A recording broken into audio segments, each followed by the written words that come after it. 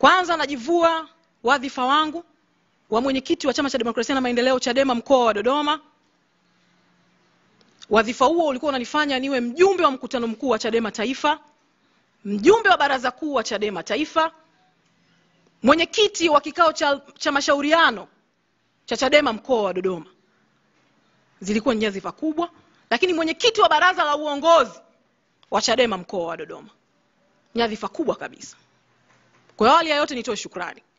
Shukrani kwa waandishi wa habari kwa kuendelea kuitikia wito wangu pamoja na tofauti za mwelekeo wangu. Lakini zaidi nimshukuru sana Mwenyezi Mungu. Hii siku ya leo inawezekana ikamark siku ngumu kabisa kwenye maisha yangu. Ikamark siku ngumu kabisa kwenye maisha yangu. Na bahati mbaya imetokea kipindi kibaya sana. Nilikuwa naweza kufanya hivi kipindi ambacho hakuna wimbi kabisa la kuhama Chadema.